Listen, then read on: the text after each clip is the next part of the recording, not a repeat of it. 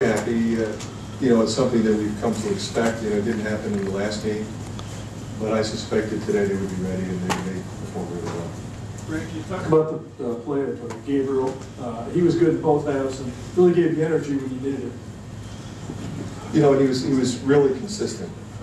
He didn't make many mistakes at all. The shots he took, but he runs out and puts pressure on the opposition with his running ability. He guarded ball screens extremely well, which is important against Northwestern. He was all over the glass. He finished around the basket. And I think, just every game you could see him gaining more and more experience and confidence. Coach, did you see any differences in Northwestern's defense? I mean, the results don't really bear it out compared to the last game of this one. Well, they fought us hard. I mean, Chris really has them playing, with a mindset that has really been impressive.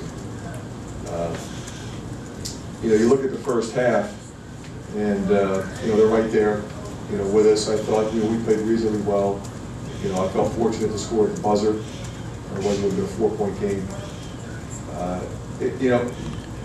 What Northwestern forces you to do now is, if you don't match the intensity level, you're going to get beaten.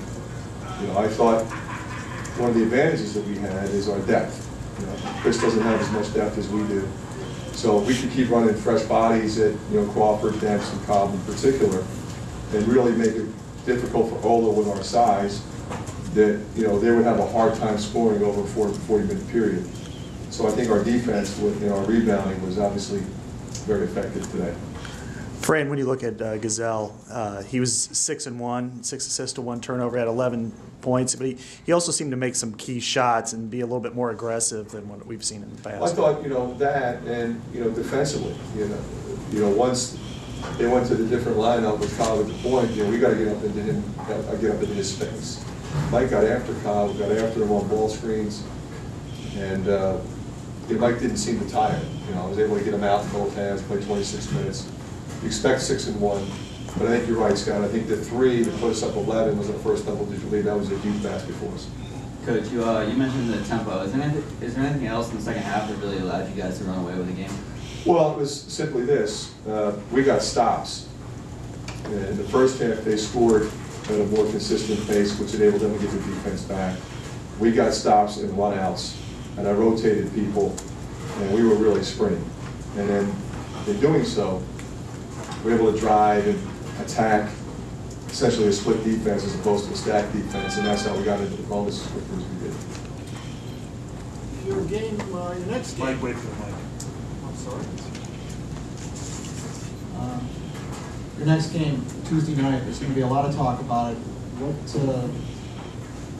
What's your feelings about it right now? Mike, for us, it's no different. You just prepare for the next game. What do we have to do to beat Northwestern? What do we have to do to beat Michigan State? We're going to lock into a game plan. Obviously, we're well aware of what Michigan State has done this year, what they have done, under Coach Izzo. They've got one of the best teams in the country. They're preseason 1. They're 1 or 2 right now, 3, right in there. And they've done it with Adrian Payne being out, which is impressive. He's done a great job developing his bench. It'll be a phenomenal atmosphere, so I think from that standpoint, we're looking forward to that. We appreciate our fans. We appreciate them showing up the way they did today and making the difference in this game in terms of our energy level. I mean, our energy level will be very high, for that one. But we have tremendous respect for Michigan State, but we'll be ready. Fran, in the first half, you doubled them up in rebounding. I think you shot 52% from the field, but turnovers seemed to be an issue. I think you had 9. Problem. We had 10. I told the guys at halftime I didn't think we could turn it over 10 times in the second half and win. I just honestly didn't believe that, despite the fact that we shot it well and then we rebounded well. I think if you give Crawford and Cobb and Demps and Chris Collins that many opportunities to come back at you, it's going to make it really hard. Okay, so for us, we felt like if we didn't turn it over, we got stops, we could run, like I said, and the game completely changed. Is balanced scoring something you guys need, or you just take the points wherever they come? It's pretty much been a staple of our team this year.